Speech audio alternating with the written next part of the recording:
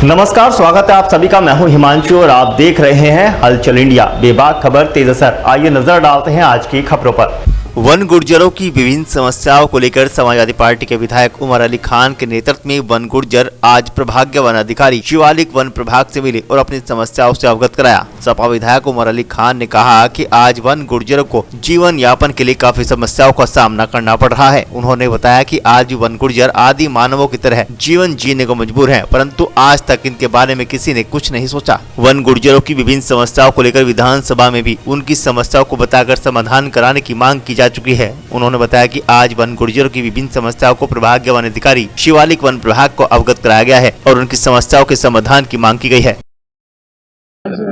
माननीय विधायक जी उमर अली खान वन गुर्जरों से संबंधित मैटर कुछ लेके आए थे, तो उनको उन सभी के बारे में जो भी नियम है वो सब उनको उस तरीके से बता दिया गया है। जो उनकी समस्याएं थी वो भी सुन ली गई हैं और जितनों का हम लोग कर पाएंगे निराकरण हम करेंगे। बिल्कुल जो हम अपने नियम अनुसार कर पाएंगे, गवर्नमेंट की रूल्स रेगुलेशन में रहकर हम उसको बिल्कुल करेंगे। विधायक जी को बता दिया, विधायक जी इस चीज से एग्री भी थे। विधायक जी ने किस तरह की समस्या है आपके यहाँ पर? विधायक जी ने वन गुर्जरों की समस्याएं रखी, बट उसमें मैंने विधायक जी को खुद भी मैंने क्लियर करा कि हम वन गुर्जरों को अस्थायी परमिट देते हैं, चराई वाला खाली उनको रहने का इस चीज का नियम का खाली परमिट है हमारे यहाँ। सिर्फ वो चराई करते हैं जानवरों की, तो उनकी वो नंबर गाय भैंसे ऑलरेडी बुक वो है, फिक्स्ड है, उसी हिसाब से उनको हम लोग परमिट काटते हैं। वो भी साल में अस्थायी और सिर्फ 6 महीने के लिए रहते हैं हमारे यहाँ, रेगुलर नहीं रहते। तो मैंने विधायक जी को बात बताई तो वो भी उस चीज से एग्री किए।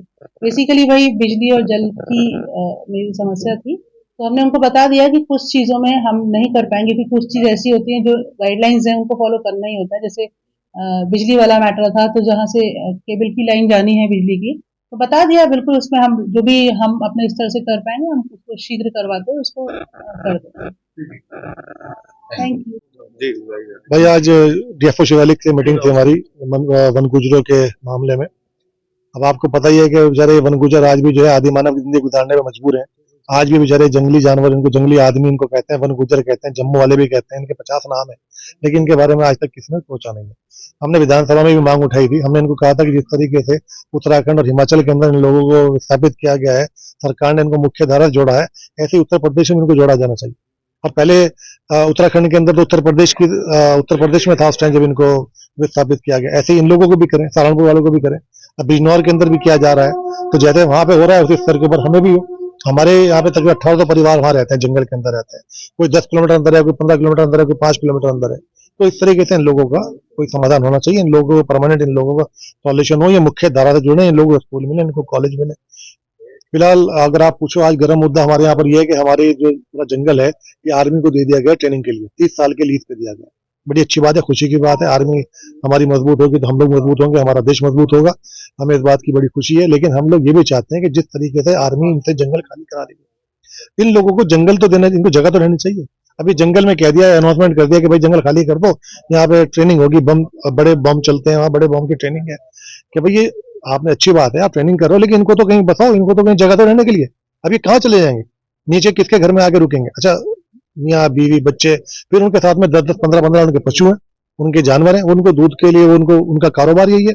जानवरों को टहलाना है, उनको जानवरों को चगाना है, उसके बाद उनका दूध बेचना है, अपनी रोजी रोटी बसर करनी है। तो कम से कम इन लोगों को जब तक ये इनको सरकार जो है इनको स्थापित नहीं करती, कम से कम इनको यहाँ पे हमारा लोकल प्रशासन इनको जगह दे बाहर रहने के लिए। तो आज जेफो में हमने कहा है कि जब तक ये 15 फरवरी तक ट्रेनिंग चल रही है, हमारे यहाँ पर फायरिंग ट्रेनिंग चल रही है, तब तक जो है नीचे जो क्षेत्र है ये लोग वहां पर आकर अपना रह सकते हैं, जंगल खाली कर सकते हैं। 15 फरवरी को जब जंगल ये ट्रेनिंग खत्म हो जाएगी, ये लोग वापस अपने डेरों में चले जाएंगे। जी, आपका नाम? मेरा नाम सब गुलाम नबी है।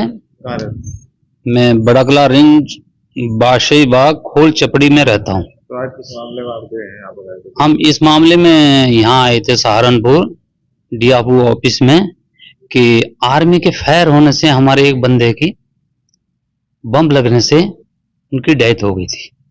अब फायर हो रहा है लेकिन सब लोग परेशान हैं, तो हम डीएफओ साहब के पास आए थे कि हमारे बारे में कोई नीति बनाई जाए, जिससे हमारे इलाके में फायर हो रहा है, फायरिंग का कोई विरोध नहीं है, लेकिन हमें अपने इंतजाम के बारे में आए कि हमारा कहीं भी इधर उधर सरकार रहने की और बसाने की जगह बनाए।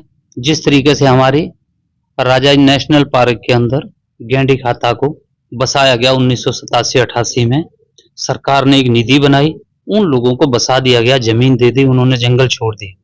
तो हमारी भी सरकार से ये मांग है कि हमें कहीं भी जमीन दे करके, अगर जंगल आर्मी में चला गया तो हम लोग उसके विरोध में नहीं है। हमें खुशी होती है कि यहाँ से हमारी आर्मी जीत के ट्रेनिंग करके जब जाती है बॉर्डर पे तो कामयाबी होती है, क्यों हमारे देश के जवान है। लेकिन इस दुख से कि हम अपने आप से इस टाइम घर से बेघर हो रहे हैं, तो अपनी घरेलू मांगों को लेकर हम डीआरपी ऑफिस में आए थे और अपनी मांग की है अपने डीआरपी से कि आगे लिखें हमारे बारे में। तो उन्होंने कहा मैं लिखूंगी, मैं अपना स्तर से कुछ नहीं कर सकती, लेकिन जो मेरे लिखने का उसको मैं लिखूंगी। ये आश्वासन दिया हमारे मोदी जी ने और हमको उस चीज का विश्वास भी है करेंगे। रहेगी दूसरा नंबर, सरकार हमारी झुग्गी झूपड़ी वाले के लिए कभी बुरा नहीं चाह रही। वो कह रहे हैं कि मैं झुग्गी झूपड़ी वाले को नहीं छेड़ूंगा, तो नहीं छेड़ा जाएगा। तो हमारी रिक्वेस्ट है सरकार से भी, अगर हमारे पेपर जाएं जहाँ हमारी बात को सुने, तो हमारी इस चीज की रिक्वेस्ट कि आज की तारीख में बहुत दुख की घड़ियों में गुजर रहे हैं, हमारे बारे में सरकार बहुत जल्द से जल्द सोचे।